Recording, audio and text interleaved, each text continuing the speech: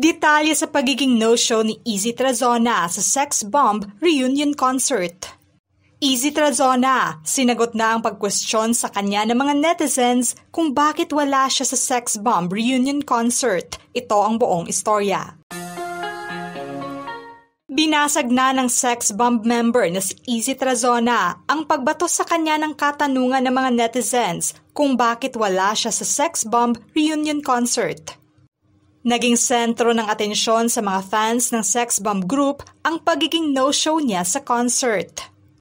Sa isang post ng netizen, napatanong ito kung ano nga ba ang nararamdaman ni Izzy upang ipaglaban niya ang kanyang spot sa Get Out The Sex Bomb Concert Round 2. At sa pangalawang post ay ang paghahanap nga ng karamihan sa kanya kung saan hirit na biro pa na bakit panay sayaw ito ng Zumba imbis na sumali sa reunion concert nila. Dahil dito, nakaagaw pansin ito kay Izzy at sinagot niya ito sa pamamagitan ng pagkomento. Saad niya, "Hello po, nagkakadalawang post ka na ng bash sa akin. Talagang you have time for that kind of action." Tinanong din niya kung nasiyahan ang fan sa paggawa nito, ngunit sinabi niyang pinili niyang unawain. Para sa kanya, mahalagang ipaalala sa mga tao na hindi lahat ng tungkol sa kanyang buhay ay makikita online. Sa dagdag na sagot pa niya, "As far as I know, wala naman pong masama mag-work na marangal for my family. Ang pag-Zumba, simpleng buhay, simpleng trabaho." Sinabi rin niya na ang pag-alis niya sa Sex Bomb ay hindi naging madali. Maraming luha umano ang naiyak niya noon matapos mag-resign at kausapin ang mga kasamahan. Sinabi rin niya na nami-miss na niya ang mga ito ngunit kailangan niyang sundin ang plano ng Diyos para sa kanya. Tinapos naman niya ang kanyang mensahe na humihingi ng paggalang lalo na kapag hindi alam ng mga tao ang buong kwento.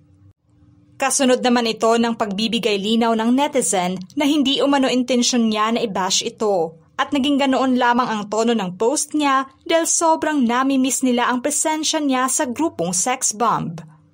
Sa post ng netizen, aniya, "Hindi po kita binabash, Lodi Cakes. Totoo naman hinahanap ka namin ng mga fans mo kasi isa ka po sa mga Sex Bomb singers at OG6 na naging inspirasyon namin kung paano umisplit, tumambling at makipagbardagulan sa kalye. Habang kumikembot ang bewang at nagbibending. Ayun po, kaya naman sumayaw sumunod sa Sex Bomb. Ibomba mo, ibomba mo. We love you, Sex Bomb Izzy. Get out."